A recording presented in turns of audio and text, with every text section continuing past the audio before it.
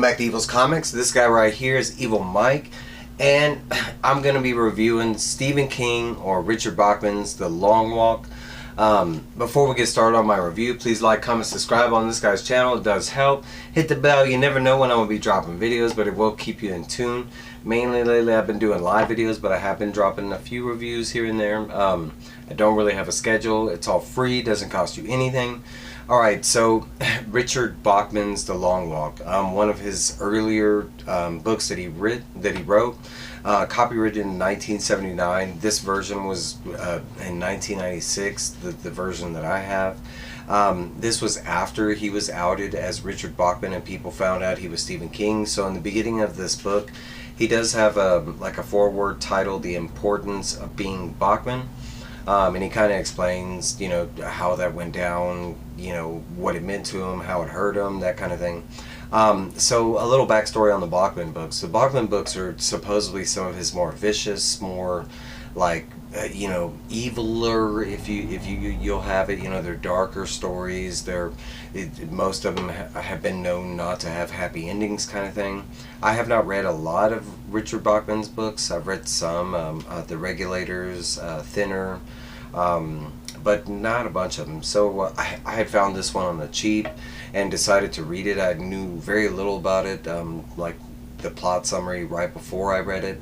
In a nutshell, it is basically a dystopian future that features a competition style that most people are, familiar with, like Hunger Games, Battle Royale, something like that.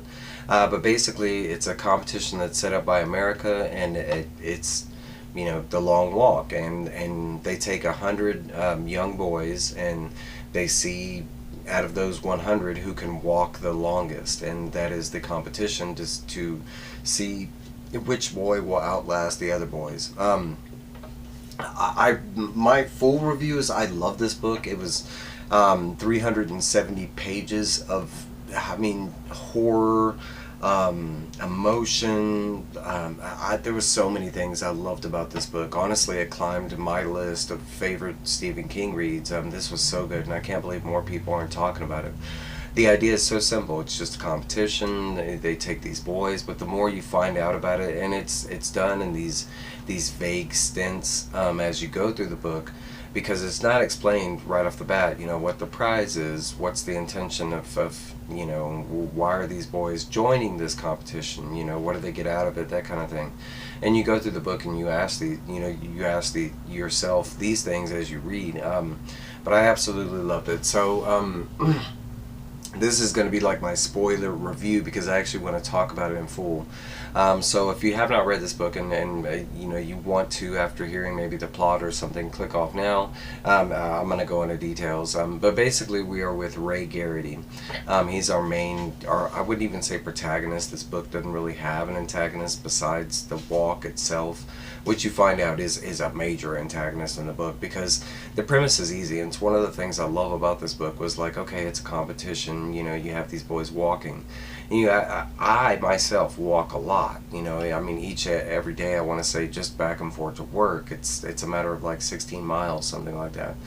But you're talking about, in the book you find out several different things. That for one, they have to stay at 4 miles per hour non-stop once the walk starts. They can't dip below 4 miles per hour or they get a warning. That's where the system comes in. They get actually 3 warnings, and once they get to the 3rd warning, they get 30 seconds after that, and then they finally get a ticket. As the book goes on, you don't know what the ticket represents, but you kind of get little subtle clues. But you find out that if they get their ticket, it means they get shot to death.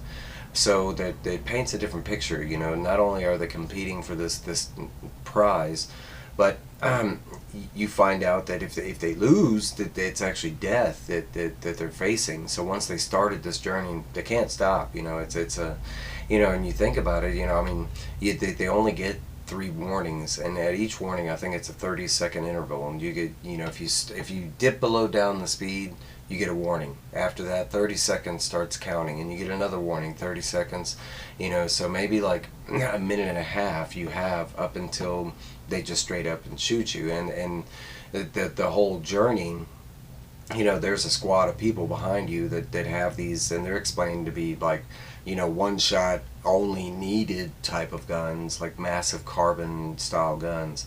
But so there's just, like, I mean, how long could you go walking without needing to go to the bathroom or having to stop and take a break for your feet? And that's where, like, some of the fun, like, like creativeness and imagination started for me, asking these questions, like, man, like, how long could I go before I needed a break? Or, and in the book, I mean, Stephen King delivers beautiful explanations on a lot of things you could imagine. Like, well, how about the bathroom? And, you see the boys, like, walking backwards and having to pee, while they walk backwards, or, they're having to squat, within that time frame, precisely to get it, it's ridiculous. But there's so many crazy things. There's a theme that's pretty prevalent throughout the story, and it kind of goes hand in hand with the story. But as you're going through the background theme, I would say, it is kind of that question on why we have young boys that do join the army, and the prize isn't necessarily, like, really talked about. Like, what are they getting out of joining the army? And yes, there's those simple answers. Oh, I'm doing it to serve my country, or I'm doing it for family or love, but when you get down to it, the book really focuses on that question. What do most boys that join any kind of service, not just in America, what do they get out of it? What are they doing it for, kind of thing? And that's one of the things the book, constantly gets you to think about, because during this book you find out that a lot of the boys, they don't know why they're doing this competition. And the prize is known, and it's also like, the prize is also like a fleeting thing. It's never really, like, talked about or discussed what the prize is. It's a matter of like a monument just about money, but it's never, like, giving you a dollar amount, like, oh, well, if they win they get $1 billion. No, it's just disclosed that if they win so much money, they would never need enough again, because there's two things they actually get to win. It's a matter of money that they get, and it's actually a wish, and it's one wish that they can get that within reasonable, it's not a magical wish or nothing, but it's like, hey, I don't want to pay taxes again, your wish is granted. Or, I want a wife, your wish is granted, things within that realm. And they do get a wish and a massive amount of money. But as you go through the book, it's never really technically disclosed. Like, there's even a part of this book where you go through, and that it kind of paints this picture where the winner might not even get a prize. They just take him behind a barn and shot, and that's ultimately the prize. It's some kind of, like, chaotic psychological experiment that the government is running, and that's one scenario, kind of thing. There's a lot of things I love about this book. Like I stated in the beginning, this is supposed to be his a mean version of Stephen King, and I didn't see it in this book. Yes, it's horrible. Like, I mean, there's some straight up horror walking with these kids and what they have to go through, the struggles. I mean, like, there's kids that start hemorrhaging blood, and they continue to walk. There's one kid where he's, like, pretty much a zombie because he's somehow managed to go away from reality, but not into. I mean, they're at certain points walking with these kids, it is like a horror that you've never imagined, because it's just something that you don't experience all the time within fantasy horror or real life. I mean, by the end of this journey, I think they walked like 250 miles non-stop through the elements. And this is, like, I want to say they're like up in Maine and stuff. They're walking and it's the summertime, but it's still like there's 2 nights that they have to go through where it rains non-stop, it hails. Like, they're not allowed to take anything from outside, people, because there is, like, a crowd element that, because this is a, like, nationwide competition, and like, it's televised, and people love it, kind of thing. But that's another thing that like, a rule that's there is they can't, be allowed outside help. They can't accept outside food or water or umbrellas or stuff like that, new shoes, because that's a battle that goes into it. How long will the shoes that you're wearing right now last you while you're walking 200 miles, kind of thing? And most shoes, that they're just not set up for that kind of thing, The longest I've ever walked was 12 hours straight, and without a stop, and I had food and water and stuff. This was when I was with the Boy Scouts, and there was no, like, determination of how long we could go, and I was one of the longer walkers that went. There was a couple that went past like, I don't even remember how many miles, but I just remember the hours. But I walked for 12 hours, and at the end of that, I remember sitting down, and like I could not get back up after that. Like that would have been me getting my ticket, you know, in that walk. I would have made it 12 hours, and that was it. At the time, I was 15, so I might be able to go longer now, and especially with the fear of death behind you, like that also puts a different, you know, kind of effort into your, you know, get up and go. But man, I can't talk about, like, I mean, you talk about reading a journey, and this is a whole different type of a journey, but starting this journey with these kids, and actually there is an end to the tournament. I will say there is a winner, you know. But I mean, there's a bunch of times in this book where you have no idea if you're going to follow through with the same protagonist, because a bunch of these kids do start falling off, and there's no, you know, animosity or race or any of that goes into the soldiers that have to put these kids down if they're not following the rules in this competition. It's kind of crazy what they have to do.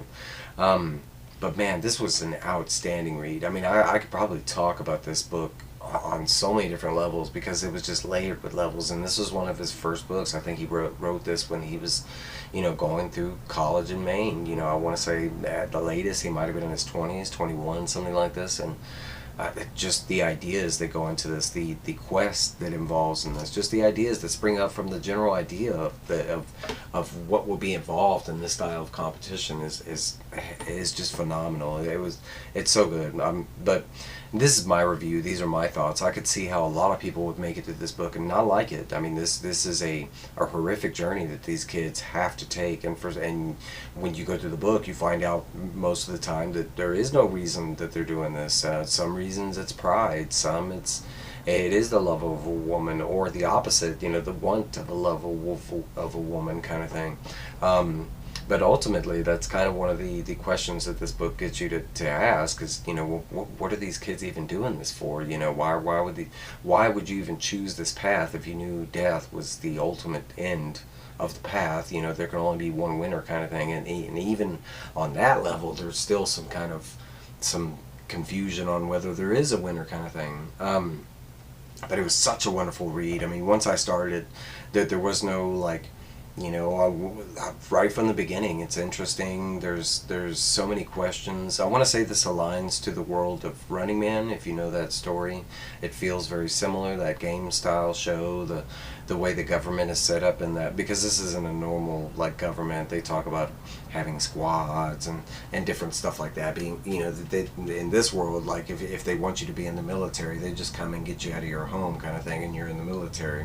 They call it squatting up kind of thing. So it's not necessarily like our version of America, but I want to say, if I had to guess, I'm pretty sure he's aimed this at Vietnam. And why would, you know, especially that definition of the war, why would kids have gone, you know, into that war knowing there probably was no reward kind of thing? That would be my guess. But my overall, I loved it so much. I mean, this was probably one of the first books where I really thought that Stephen King was going to, like, kill the main antagonist, you know, kind of thing. And it wasn't near the end kind of thing. I thought there was a couple times where we might switch walkers kind of thing, and it was a wonderful feeling. I mean, it's so weird to read a book and I love the main character of this book, Ray Garrity. He was such a weirdly confused but amazing kind of boy in his own way. But, like, at the same time, like, all the other boys that were on this journey was amazing. Like I was starting to state earlier, I didn't really think this was a really mean Richard Bachman tale, because as they go along the journey, the boys are actually helping each other out. They even make this pact at the end, you know, like this. They have this Three Musketeer thing going, you know. But guys, this is my review. These are my thoughts. Let me know down below if you've read this book, what you remember of it, what you thought about it. You know, did you like it? Did you not like it? Let me know. Does any of this, if you've never heard this story, does any of this sound like something that you would be interested in reading kind of thing? Because I don't know about you, but I think I might be into, like, dystopian challenge, you know, because I did like the Hunger Games, and I did like Battle Royale, and now we got the Long Walk, you know. What's my next dystopian, you know, challenge? Yeah, I don't know. Alright guys, that's my review. I'll see y'all later. Bye!